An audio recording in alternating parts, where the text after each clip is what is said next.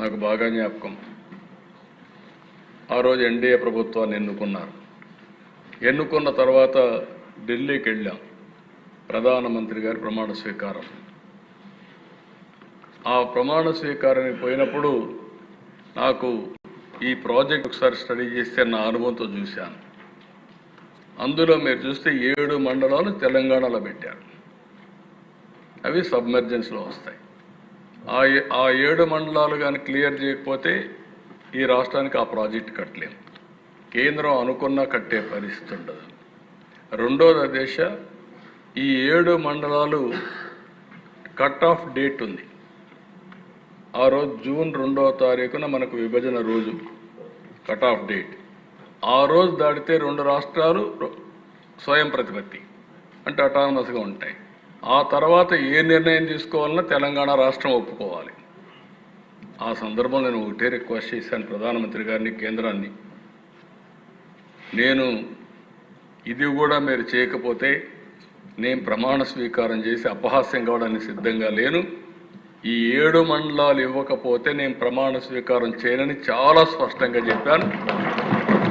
చరిత్రలో ఎప్పుడూ జరగని విధంగా మామూలుగా మనం అందరం ముందు ఎన్నికవుతానే మంత్రులు అవుతారు, పార్లమెంటు సమావేశమై బిజినెస్ స్టార్ట్ అవుతుంది. కానీ ఆ రోజు పార్లమెంట్ సమావేశానికంటే ముందు ఆర్డినెన్స్ తీసుకొచ్చి ఆ ఆర్డినెన్స్ ఇచ్చిన తర్వాత పార్లమెంట్ సమావేశాలు పెట్టారంటే ఈరోజు ఆ ప్రాజెక్టు పూర్తి అయిందంటే ఆ రోజు ఎన్డీఏ ప్రభుత్వం చొరవ తీసుకున్నారు కాబట్టి అయింది తప్ప దానికి మనస్ఫూర్తిగా ఇప్పుడు కూడా నేను ప్రధానమంత్రి నరేంద్ర మోడీ గారిని అభినందిస్తున్నానని చెప్పి తెలియజేస్తున్నాను. ఆ డెసిషన్తో దిశ ఈరోజు ఈ ప్రాజెక్టు ముందుకెళ్ళింది. చాలా సమస్యలు ఉన్నాయి ఆ ప్రాజెక్టులో, మామూలు సమస్యలు కాదు. ల్యాండ్ ఎక్విజిషన్ సమస్యలు, కాంట్రాక్టర్ లిటిగేషన్, దారిలో రైట్ మెయిన్ కెనాల్లో లిటిగేషన్, ఇవన్నీ కూడా 1 by 1 అన్నీ అధిగమిస్తూ వచ్చాం.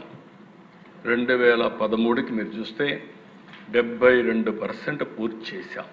19కి 2019కి 72% పూర్తి చేసి డయాఫామ్ వాల్ 100% చేశాం. స్పిల్వే 100% చేశాం. స్పిల్వే కాంక్రీట్ 82% చేశాం. ఫ్యాబ్రికేషన్ ఆఫ్ గేట్స్ 100% చేశాం. ఇంకో పక్క 75% స్పిల్ ఛానల్ వర్క్స్ అయినాయి. 70% కాఫర్ డ్యామ్ వర్క్స్ అన్ని పూర్తయినాయి. 80% అది పవర్ హౌస్ ఎక్స్క్లేవేషన్ వర్క్స్ అన్ని పూర్తయినాయి. ఆర్ఎంసి 100% చేసి 88% ఎర్త్ వర్క్, లైనింగ్ అన్నీ కూడా మనం పూర్తి చేసి స్ట్రక్చర్స్ అన్ని పూర్తి చేసాం. అదే మరి ఎల్ఎంసి 91% పూర్తి చేసి ఎర్త్ వర్క్ 70%, లైనింగ్ 56% పూర్తి చేశాం. కానీ ఒక్కసారి మీరు చూస్తే దేశం 32,215 క్యూబిక్ మీటర్లు కాంక్రీట్ ఒకే రోజు చేసి గిన్నిస్ రికార్డు కూడా ఎక్కాం. ఇవన్నీ చేసిన తర్వాత దురదృష్టం 2019 ఎన్నికల్లో ఓడిపోయినప్పుడు వీళ్ళు చేసిన విన్యాసంతో మొత్తం ప్రాజెక్టే మళ్ళా మొదటికొచ్చే పరిస్థితికి వచ్చింది. ఆ రోజు మీరు చూస్తే 19-24 దిశ మొత్తం వీడు ఖర్చు పెట్టింది సివిల్ వర్క్స్ పైన 3.84%, ల్యాండ్ ఎక్విజిషన్ ఆర్ఆర్ పైన 3.88%. ఈరోజు మళ్ళీ మనం వచ్చిన తర్వాత దీన్ని లైన్లో పెట్టాం. ఈరోజు గర్వంగా చెప్తున్నా 86.1% సివిల్ వర్క్స్ పూర్తయినాయి. R&R కూడా పూర్తి చేస్తున్నాం.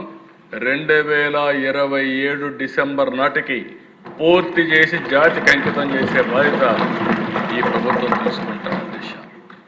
ఇక్కడ దిశ కొన్ని విషయాలు కూడా మనకు సమస్యలు ఉన్నాయి. వీళ్ళు ఒకసారి చూస్తే ఈ పనులు చేయకపోతే పోయారు. కానీ డయాఫామ్ వాల్ అయితే 400 కోట్ల రూపాయలతో డయాఫామ్ వాల్ పూర్తి చేస్తే 2 సీజన్లో పూర్తి చేస్తే వీళ్ళు వచ్చిన తర్వాత ఒక్కొక్కసారి అసమర్థ ప్రభుత్వం వస్తే ఏం జరుగుతుందని ఒక ఉదాహరణ, డయాఫామ్ వాల్ పూర్తిగా కొట్టుకోబోయే పరిస్థితి వచ్చింది. ఎక్స్పర్ట్స్ అంతా అధ్యయనం చేశారు, ఇంటర్నేషనల్ ఎక్స్పర్ట్స్ అధ్యయనం చేశారు. పోలవరం చాలా ఫెరోషియస్ ప్రాజెక్ట్. అది ఓసారి 500 టీఎంసీ నీళ్లు ఒకేసారి వస్తాయి. అంటే ఇంత పెద్ద ప్రవాహం వచ్చే ప్రాజెక్ట్ ఏది ఉండదు. అంత ఉధృతంగా వచ్చినప్పుడు ఎలాంటి చిన్న లోపం ఉన్నా మళ్ళీ దెబ్బతింటామనే ఉద్దేశంతో